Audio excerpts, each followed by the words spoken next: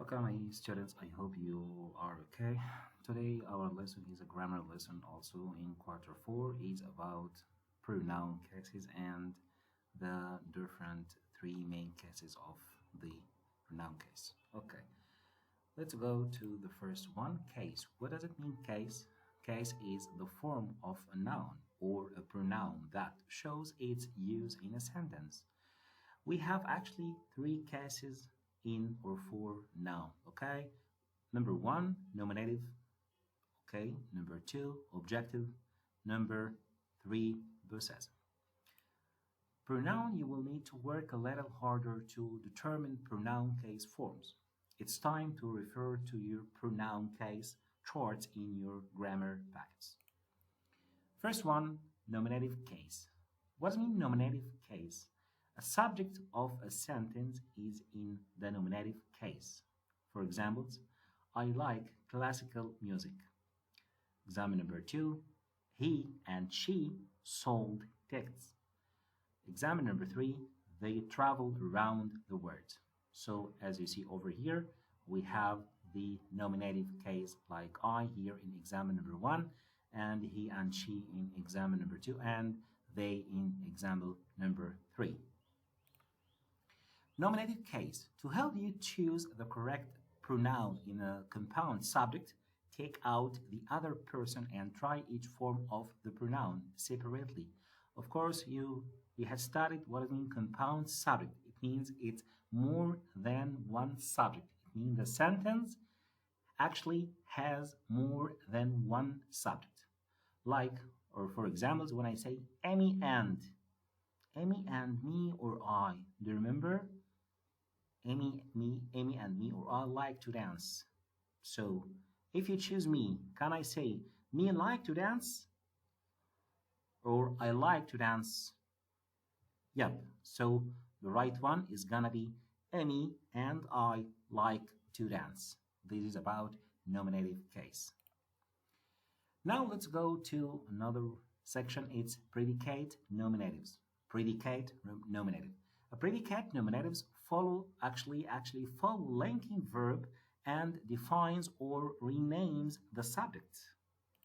Yep, let's take an example. When I say monarch, butterflies are insects. So of course, butterfly is a subject and linking verb is are. Insects over here, it's actually predicate nominative over here in the sentence. Example number two. Cocoons become butterfly nurseries. So of course, cocoons is a subject and the verb or linking verb is become, and nurseries is actually predicate nominative over here in the example. Over here, I wrote for you 5 examples to think about it, okay? Like number one, after many years of schooling, he became a doctor. So do like I did before, write the subject. Of course, you will find the subject over here in example number one. The subject over here is he, and of course, the verb or linking verb is became, and predicative nominative is a doctor. Also, we have another examples like in example number 2, 3, 4, and 5.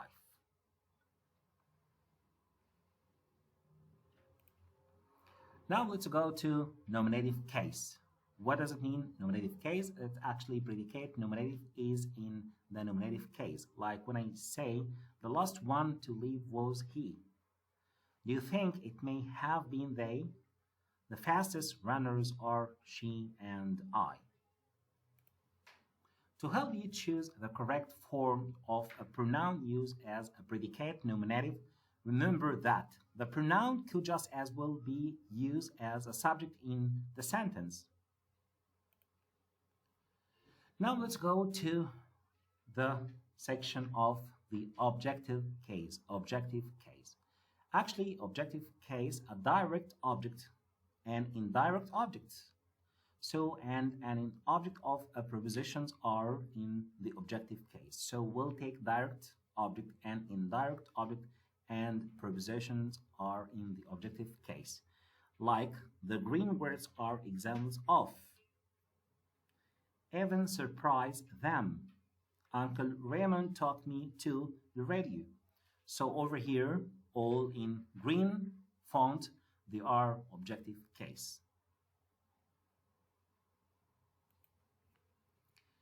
Direct objects. Direct object is a noun or pronoun that receives the actions of the actions verb. A direct object answers the question what or whom. Yes. Now here are examples to differ to show the difference between how to decide how to differ which one is a direct object. Like practice number 1, movie producers often borrow real homes. So over here, of course, producers is the subject over here, and the verb actually over here, borrow, and where is. So producers were what? Of course, homes. So homes, I consider it a direct object. Another example, the right house can charm viewers. The right house can charm viewers. Yep. House is the subject in our sentence, and of course can charm the verb, okay, and viewers. So can charm whom? Of course they will charm, or they can charm viewers. So viewers over here, I consider it a direct object.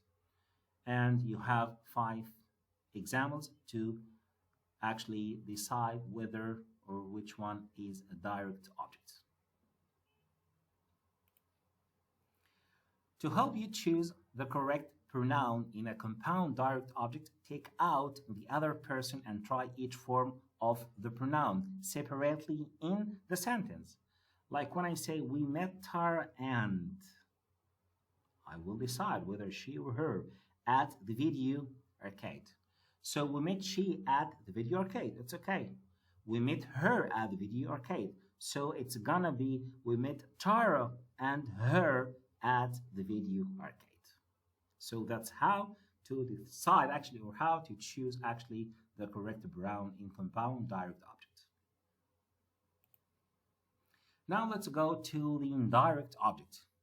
Okay, indirect object is a noun or pronoun that comes between the verb and the direct object. So this is about indirect object. Indirect object, it's a noun, comes between, okay, a verb and direct object. And it tells to whom or to what, or for whom or for what the action of the verb is done. Okay, so the formulation of the indirect object is gonna be like that in this form. Of course, I'm gonna start with the subject and the verb or linking verb, and indirect object and direct object. As you see over here, we have actually, as I told you, the indirect object, it's a noun, and it comes between what? Between the verb over here and direct object. Let's go to the examples. We lent the producer our house. We lent the producer our house. So of course the subject is, or the sentence statement starts with the subject, it's we, and of course the verb is lent. And over here, as I told you, do you remember? I told you the indirect object is between the verb and direct object. Okay, by the way, the producer, okay, we lent whom? The producer. Lent house, so house is a direct object. So between the verb and the direct object is the indirect object. So here, over here, producer is indirect object. Okay? Another example, she offered us free movie passes. Yeah, so I told you the indirect object is between the verb, which is offered, and passes over here is direct object. So us over here is the indirect object. I think it's gonna be easy right now for you, and we have 5 sentences or 5 examples to be solved with yourself. Okay. Let's go to objective case. Actually, its indirect object is in the objective case, like Coach Mendes gave them a pep talk. His mother built him a full. Mr. Potty gave us posters of the solar system.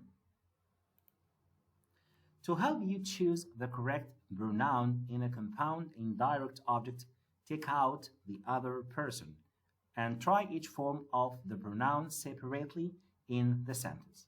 For example, our neighbor gave Diana and I were me a job for the summer, so I can't decide right now. So I'm gonna ask myself, our neighbor gave I a job.